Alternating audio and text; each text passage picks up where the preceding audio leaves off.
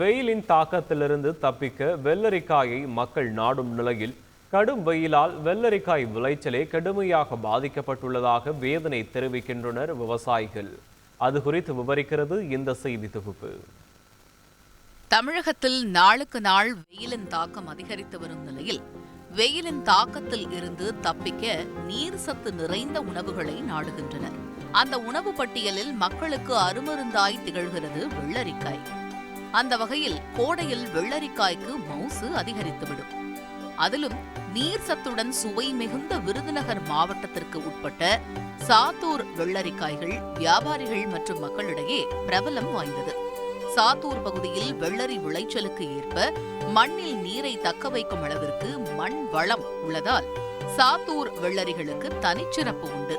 விருதுநகர் மாவட்டத்தில் சாத்தூர், வன்னிமடை, பெரிய கொல்லப்பட்டி, கலிங்கப்பட்டி, நத்தத்துப்பட்டி மற்றும் அதன் சுற்றுவட்டார கிராமங்களில் சுமார் 500 ஏக்கர் பரப்பளவில் வெள்ளரிக்காய் சாகுபடி செய்யப்பட்டு வருகிறது.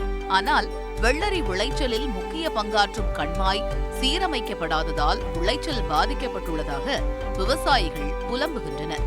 குறிப்பாக சுட்டெரிக்கும் சூரியனில் இருந்து வெள்ளரிகளை காக்க முடியவில்லை என்றும் கூறுகின்றனர். இந்த வருஷம் வெள்ளரி விவசாயம் கிட்டத்தட்ட ஒரு 500 ஏக்கரில் விவசாயம் பண்ணிக்கிட்டு இருக்கோம்.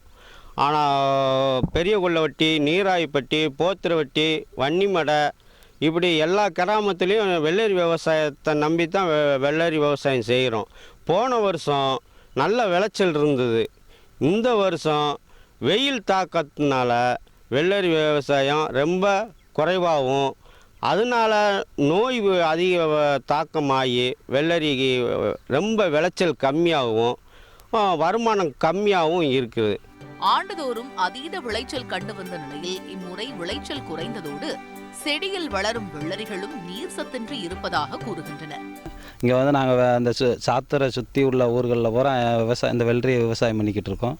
விவசாயம் பண்ண இந்த வெயிலின் தாக்கத்தினால காய்கள் குறைஞ்சிருச்சு. வெள்ளரி இந்த ஏரியா பொறுத்தளவு போன வருஷத்தை விட இந்த காய்கள்லாம் நீளமான காய்கள்லாம் விழுகும். இப்போ காய்களே கிடையாது. செடிகளில் பூரா வெறும் செடிகளாக தான் கிடக்கு. இந்த வெயில் ரொம்ப அதிகமாக அடிக்கிறதுனால அந்த காய்கள் இப்போ ஈரச்சத்து இல்லாமல் குறைஞ்சிருச்சு. விளைச்சல் விலை இருக்கு, காய் இல்லை. புவிசார் குறியீடு பெறும் அளவிற்கு புகழ்பெற்ற சாத்தூர் வெள்ளரிகள் விளைச்சல் இன்றி கிடப்பது வேதனை அளிப்பதாக கூறும் விவசாயிகள் இம்முறை கோடை காலத்தில் லாபம் காண முடியாத நிலை நிலவுவதாகவும் தெரிவிக்கின்றனர். வெள்ளரி விவசாயத்தை மட்டுமே நம்பி பிழைப்பு நடத்தும் விவசாயிகள் தற்போதைய சூழலால் கடும் நெருக்கடியில் உள்ள நிலையில் அரசு சார்பில் உரிய நடவடிக்கைகள் மேற்கொள்ளப்பட வேண்டும் என்பது அவர்களது கோரிக்கையாக உள்ளது.